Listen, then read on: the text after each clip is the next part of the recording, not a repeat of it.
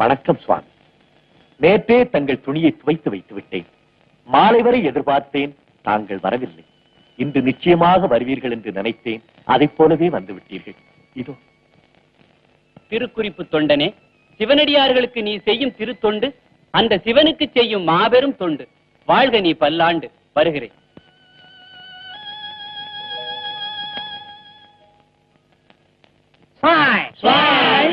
ஏண்டா விரட்டீங்க? பேசுறேன்ல, புறப்பட்டாச்சா? அவ்விடத்துல இப்போ எவ்விடத்துக்கு புறப்பாடோ? அடியேன் கைலாயமலைக்கு செல்கின்றேன். கைலாயத்துக்கேவா? ஆமா. போயிட்டு வருவீங்களா இல்ல? ஏய், சாமி சிரிச்சிட்டாரா? வரமாட்டாரா? வாங்கடா.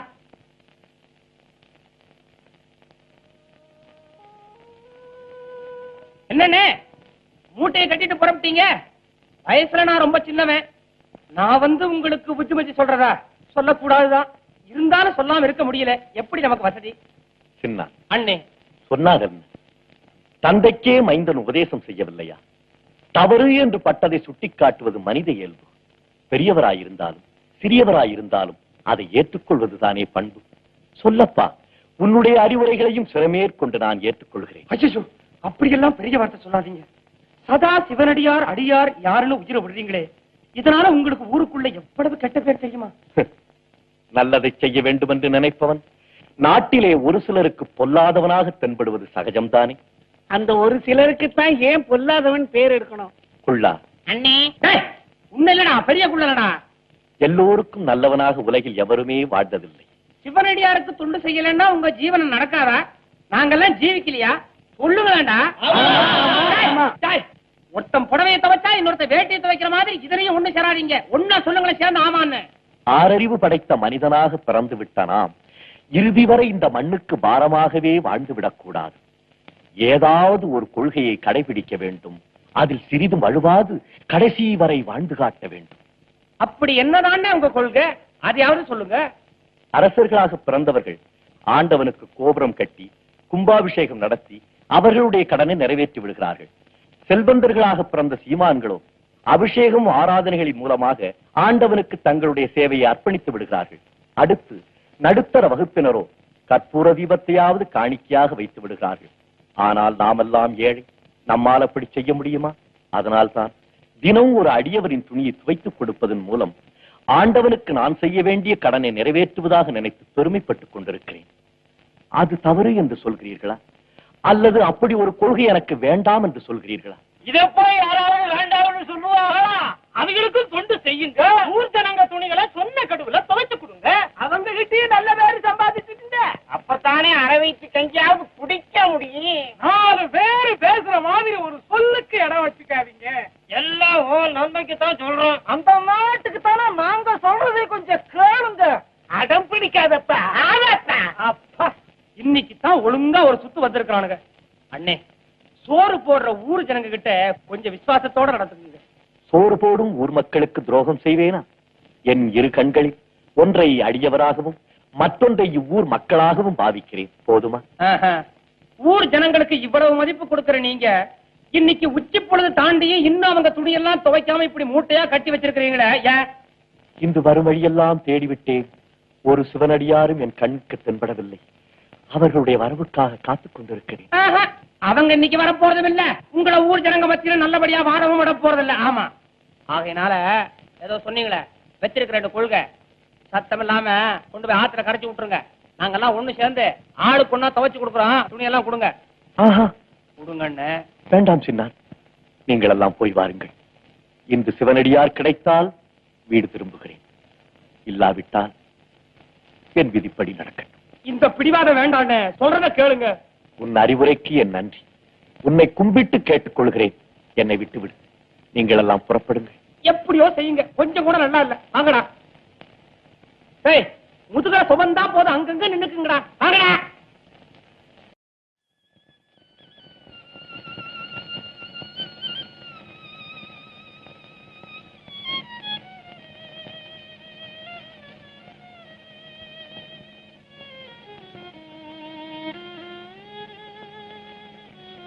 ஆண்டவா, உன் அடியார்களுக்கு நான் தொண்டு செய்வதை எல்லோரும் குற்றமாகவும் குறையாகவும் சொல்லுகிறார்கள்.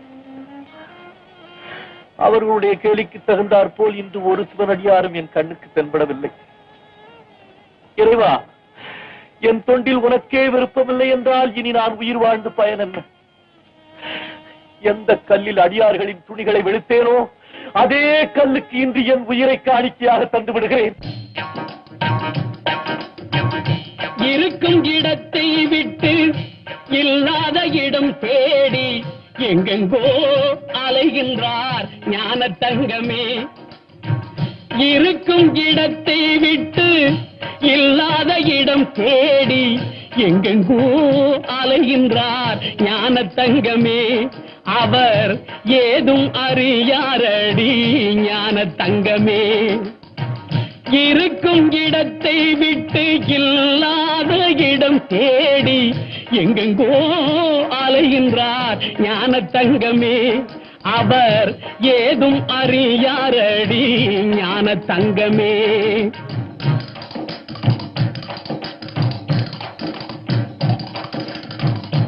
உன்னையே நினைத்திருப்பான், உண்மையை தான் உரைப்பான், ஊருக்கு பகையாவான் ஞான தங்கமே.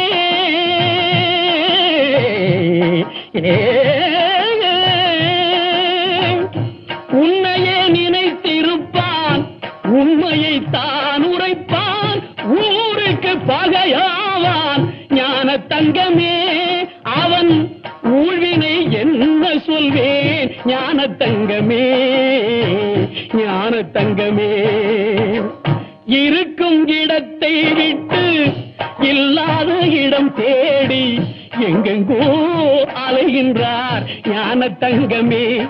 அவர் ஏதும் அறியாரடி ஞான தங்கமே.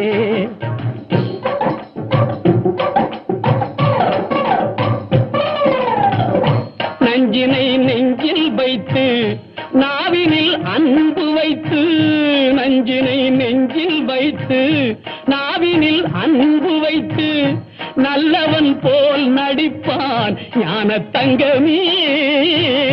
நஞ்சினை நெஞ்சில் வைத்து நாவினில் அன்பு வைத்து நல்லவன் போல் நடிப்பான் ஞான தங்கமே. அவன் நாடகம் என்ன சொல்வேன் ஞான தங்கமே, ஞான தங்கமே. இருக்கும் இடத்தை விட்டு இல்லாத இடம் தேடி எங்கெங்கோ அலைகின்றார் ஞான தங்கமே.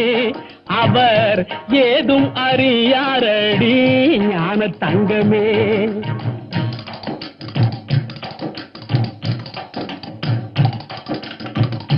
தொண்டுக்கென்றே அலைவான், கேலிக்கு ஆளாவான், கண்டு கொள்வாய் அவனை ஞான தங்கமே.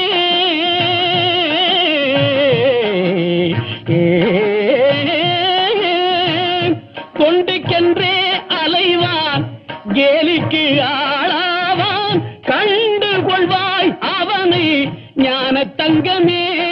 அவன் கடவுளில் பாதியடி ஞான தங்கமே, ஞான தங்கமே.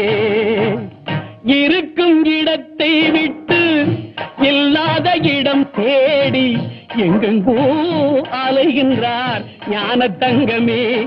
அவர் ஏதும் அறியாரடி ஞான தங்கமே.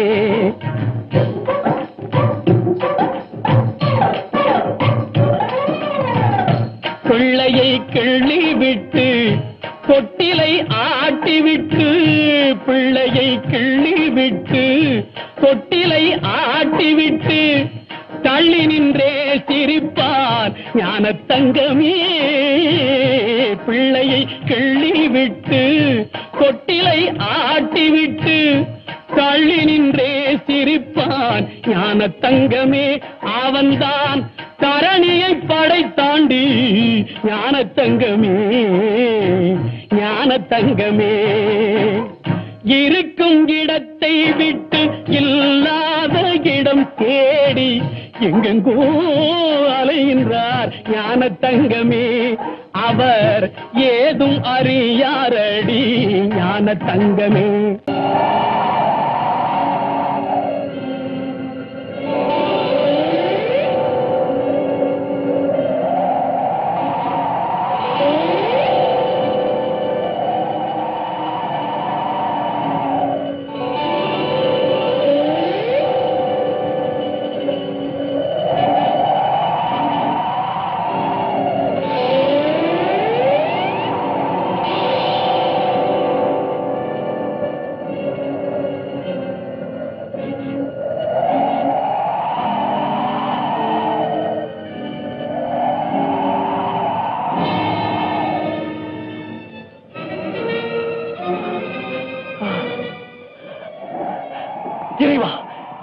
என்ன சோதனை?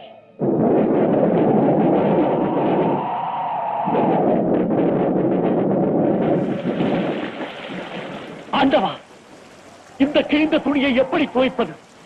கல்லிலே போட்டு கசக்கினால் மேலும் கிழிந்து விடுமே. அப்படியே பெயருக்கு துவைத்தாலும் இந்த பெரும் மழையில் எங்கே உணர வைப்பது? என்ன செய்வது? அடியவர் வந்து கேட்டால் என்ன பதில் சொல்வது? ஐயோ, பெரும் பழிக்கு ஆளாகி விடுவேன் போல் இருக்கிறதே. இறைவா, இதென்ன சோதனை? என்னை ஏன் இப்படி படாத பாடுபடுத்துகிறாய்? கல்லால் அடித்தவனுக்கும் காலால் மிதித்தவனுக்கும் கருணை காட்டினாயே. நான் கண்ணீர் விட்டு கதறுகிறேனே, எனக்கு ஒரு நல்வழி காட்டக்கூடாதா? ஏன் மௌனம்? அப்பா, நிறுத்த மழை, வேளாடையின்றி நனைகிறேன். என்னப்பா, துணியை துவைத்து விட்டாயா? சீக்கிரம் கொடு. என்னை மன்னித்து விடுங்கள் சுவாமி. என்ன தவறு செய்து விட்டாய்? எதற்காக உன்னை மன்னிப்பது? நடக்கக்கூடாதது நடந்து விட்டது. நேரத்தை கடத்தாதே, மழையில் நனைந்து சாகிறேன். என்ன நடந்தது? உங்கள் துணியை என்னால் துவைக்க முடியவில்லை. நான் தான் அப்போதே சொன்னேனே, கேட்டாயா? நேரம் காலம் கெடுவைக்காதே என்று. பாதகமில்லை, துவைக்காவிட்டாலும் பரவாயில்லை, என் துணியை கொடுத்து விடு. போர்த்துக் கொண்டு எங்காவது சத்திரம் சாவடி போய் ஓய்வெடுக்கிறேன். என்னால் இப்படி மழையில் நனைய முடியாது. உங்கள் துணி இனி தங்களுக்கு உபயோகப்படாது சுவாமி. பாவி, ஏன் அப்படி சொல்லுகிறாய்? துரதிருஷ்டவசமாக அது துண்டு துண்டாக கிழிந்து விட்டது. கிழிந்து விட்டதா? எனக்கென்று ஒரே ஒரு துணிதானே வைத்திருந்தேன், அதுவும் போய்விட்டதா? கவலை வேண்டாம், சற்று பொறுங்கள். என் வீட்டில் புது துணிகள் வைத்திருக்கிறேன், ஒரு வினாடியில் கொண்டு வந்து விடுகிறேன். அறிவற்றவனே, பிறர் கொடுக்கும் எந்த பொருளையும் நான் யாச்சகமாக வாங்குவதில்லை என்று அப்போதே சொன்னேனே, மறந்து விட்டாயா? எனக்கு நான் கொடுத்த துணிதான் வேண்டும். எதிர்பாராமல் நடந்துவிட்ட இன்னலுக்கு நான் என்ன செய்ய முடியும் சுவாமி? இல்லை, நீ வேண்டுமென்றே என்னை சங்கடத்தில் ஆழ்த்தி இருக்கிறாய். நான் துணியை கொடுக்க மறுத்தும் பலவந்தமாக நீயே அதை வாங்கிக் கொண்டு என்னை பழி தீர்த்திருக்கிறாய். மோசக்காரா, நீ சிவனடியார்களுக்கு தொண்டா செய்கிறாய், விருத்த துரோகம் செய்கிறாய். இதுதானா உன் கொள்கை? நல்ல கொள்கை. எத்தனை அடியவர்களின் துணிகளை வாங்கிக் கொண்டு அவர்களை ஏமாற்றினாயோ? எத்தனை பேர் மழையிலும் குளிரிலும் இன்னல் பட்டு மாண்டார்களோ? ஈஸ்வரா, உன் தொண்டர்களுக்கு துரோகம் செய்யும் இந்த பாவிக்கு தக்க தண்டனையை நீயே கொடுத்து விடு. போதும் சுவாமி, போதும். என்னை திட்டுங்கள், உங்கள் கையாலேயே என்னை கொண்டு விடுங்கள். ஆனால் என் தொண்டையும் நான் கொண்ட கொள்கையும் தவறாக பேசாதீர்கள். என்னால் தாழ முடியாது, அது என்னால் தாழவே முடியாது. ஆண்டவா, உன் அடியவரிடம் தீயவர் என்று பெயர் பெற்ற பிறகு இனி நான் உயிர் வாழ்ந்து பயன் என்ன? அடியவரின் புண்பட்ட சொல் கேட்டு நான் அணுவணுவாக சாகிறேன். என்னை இப்படி சித்திரவதை செய்யாதே, வேடிக்கை பார்க்காதே. இறைவா, ஒரே நொடியில் நீ கொடுத்த உயிரை நீயே எடுத்துக்கொள்.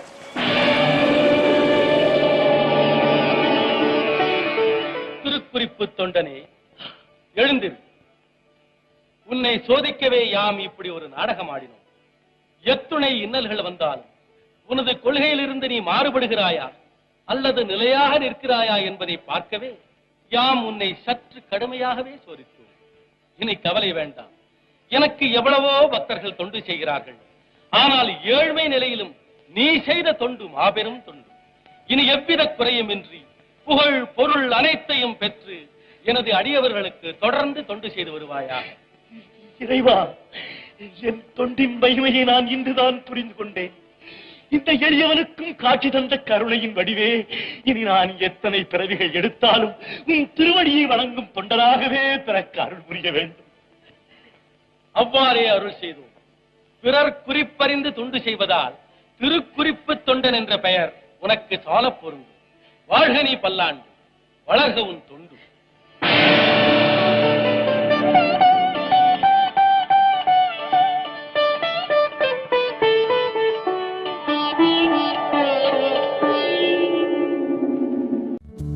இப்ப முதல்ல மண்டபத்துல நாதஸ்வர கச்சேரி நடக்க போகுதுமா, அது முடிஞ்சதுக்கு அப்புறம் தானே நாம போகணும். அம்மா, இன்னைக்கு யாருடைய நாதஸ்வர கச்சேரி? என்னமா அது உனக்கு தெரியாதா? சிக்கல் தம்பி சண்முக சுந்தரம் தான் வாசிக்க போகுது. இருக்கிறதுலயே அதுதானே பெரிய மேளம். என்னது, சிக்கல் தம்பியா? ஆமா அம்மா, சிக்கல் ஊரு, சண்முக சுந்தரம் பேரு. ஓஹோ, ஊரு பேரு சிக்கலா? பேர் வழியும் கொஞ்சம் சிக்கலானவர் தான். என்னம்மா சொல்ற? அந்த சண்முக சுந்தரம் தம்பி இருக்குதே, அதனுடைய வாசிப்பனமும் ரொம்பவும் பிரமாதமா தான் இருக்கும். ஆனா அதே அளவு பிடிவாத குணமும் நிறைஞ்சு இருக்கும் உன்ன மாதிரி. அம்மா, நல்ல தொழில் உள்ளவங்க கிட்டயே அப்படி ஒரு குணம் இருக்கிறது சகஜம் தானே? ஆமா, நட்டுவனாரியா, நாதசுரக்காரருக்கு தவுல் வாசிக்கிறது யாரு? அவங்க எல்லாம் தான் செட்டா இருக்கிறாங்களே. சண்முக சுந்தரம் கூட தங்கரத்னன் தம்பி நாதஸ்வரம் வாசிக்குது. ஓடையிடி சத்திவேலண்ண ஒரு தவுல், கலியுக நந்தி முத்துராக்கண்ண இன்னொரு தவுல்.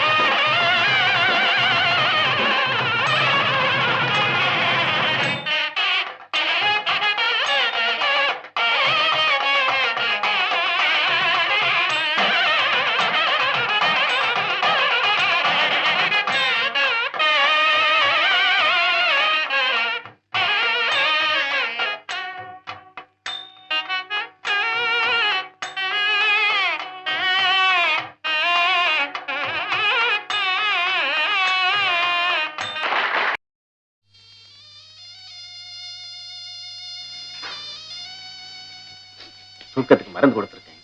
கொஞ்சம் ஓய்வு எடுக்கட்டும். யாரும் டிஸ்டர்ப் பண்ணாதீங்க. டாக்டர்,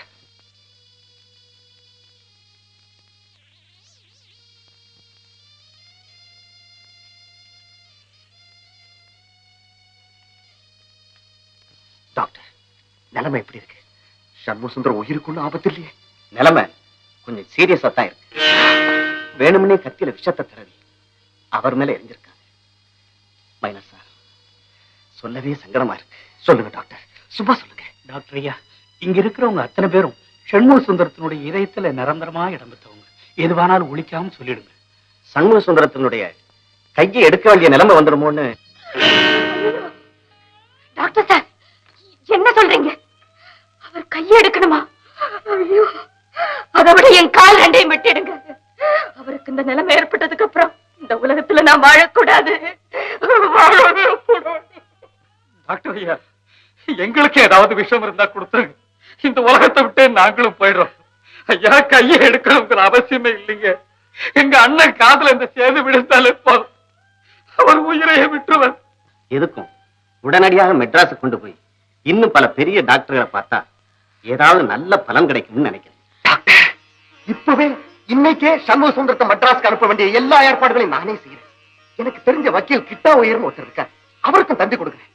எத்தனை லட்சம் செலவானாலும் பரவாயில்ல, அதை பத்தி நான் கவலைப்படல. ஒரு கலைஞனை பிழைக்க வச்சுங்கிற பெருமை எனக்கு கிடைச்சா போதும். உடனே அந்த ஏற்பாட்டு செய்யுங்க. அவர் கையெடுக்காம மறுபடியும் அவரை நல்லா வாழ வைங்க. உங்களை கையெடுத்து கும்பிட்டு கேட்டுக்கிறேன். அண்ணே, அண்ணே,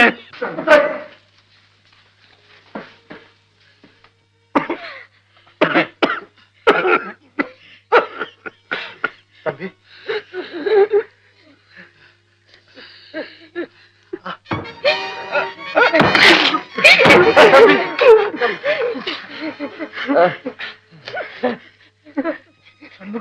தம்பி, என் கையை அசைக்கவே முடியல. டாக்டர், டாக்டர், என் கையை அசைக்கவே முடியலையே. வாழ்க்கை பூரா இப்படியே ஆயிடுமா டாக்டர்? அப்படியெல்லாம் ஒண்ணும் ஆயிடாதப்பா, கவலைப்படாத. மோகனா,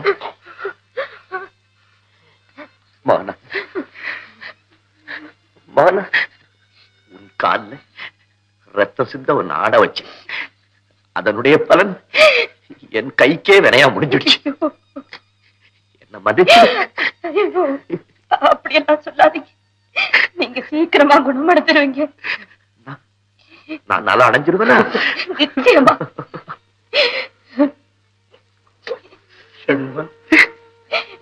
சாமி, சாமி,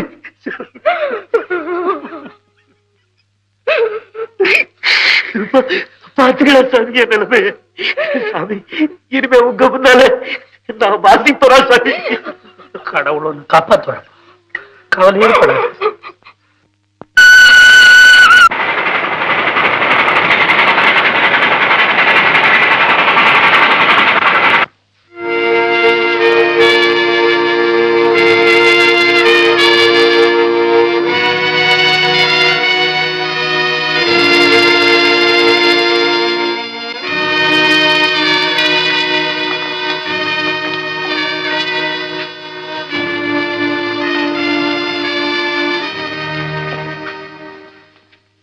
நர்சம்மா, ஏம்மா, எங்க அண்ணனுக்கு ஒண்ணும் ஆபத்து இல்லையே?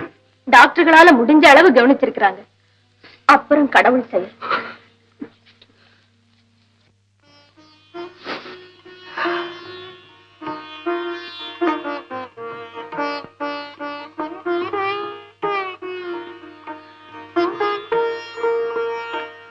மோகனா, மோகனா, என்னம்மா அது? பூஜாரியே கதின்னு கிடக்குறீங்க. வரதா, அவர் நலமடையணும்னு கடவுளை பிரார்த்தனை பண்ணிட்டு இருக்கேன். இந்த பாரமா, நீ கொஞ்சம் கூட கவலைப்படாத. அவர் சீக்கிரம் குணம் அடைஞ்சிருவாரு. வரதா, மெட்ராஸுக்கு போனாரே, உடம்பு எப்படி இருக்குன்னு ஒரு லெட்டர் போட்டாரா? அப்பா, ரொம்ப கல்லு மனசு அவருக்கு. என்ன செய்யறதம்மா, இளைய மனசு உடையவங்களைத்தான் கடவுள் கொஞ்சம் அதிகமா சோதனை பண்ணிடுறாரு.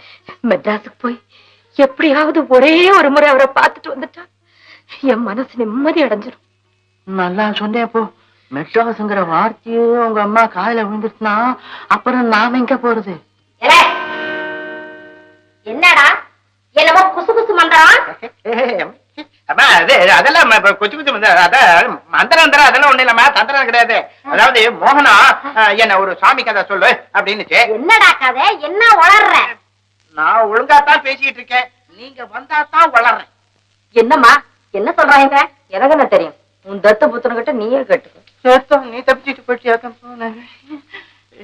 என்னடா என்ன விஷயம்? ஒண்ணு இல்லம்மா, வாங்க சாமி கும்பிடுவோம். என்ன விசேஷம்? நாம கொஞ்சம் பாவமா பண்ணிருக்கோம், வாங்க கும்பிடுவோம்.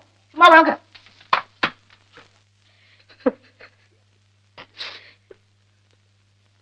தம்பி, நான் தான் பழச்சுக்கிட்டேனடா, ஏன் என்ன அழுகுற? எப்படி ஒண்ணு, உங்க நல்ல மனசுக்கும் எங்க எல்லாருடைய பிரார்த்தனைக்கும் நீங்க பழச்சுக்கிட்டீங்க. ஆனா ஏதாவது ஒண்ணு ஆயிப்பு இருந்துச்சுன்னா கலைஞனுடைய உயிரை கடவுள் அவ்வளவு சுலபமா எடுத்துக்க மாட்டார் தம்பி.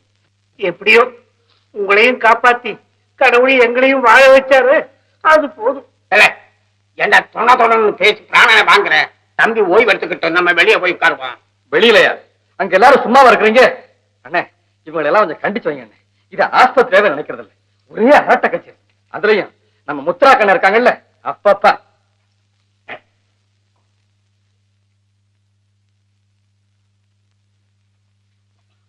அண்ணே வாங்க வாங்க வாங்க வாங்க, உட்காருங்க உட்காருங்க. உடம்பு எப்படி இருக்கு? தனி இடம் கொடுத்து சும்மா இருங்கன்னா இருக்க மாட்டீங்களா? ராத்திரி ஒரே புலம்பலாம எங்க போனீங்க? என்ன குடிச்சீங்க? அப்படி ஒண்ணும் குடிக்கல தம்பி, தூக்கம் வரல, அப்படியே நாளைக்கு வெளியே வச்சோம். ஒரே பனியாச்சா, அதிலும் வயரும் சரியில்லை. ஒரு கடை பக்கம் போய் ஒரு சிங்கர் பீர் கொடுறான்னு படுபாவி போய் அவன் எதையோ உடைச்சு ஊத்துனான். பித்த உடம்பாச்சா தாங்கல, தூக்கிடுச்சு. என்ன சத்தம்? இப்படி பேஷண்ட சுத்தி உட்கார்ந்து பேசிக்கிட்டு இருக்க கூடாதுன்னு எத்தனை தடவை சொல்லியிருக்கேன். அண்ணா, ஏன் உயிரை வாங்குறீங்க? பேச வெளியே போய் உட்காருங்க.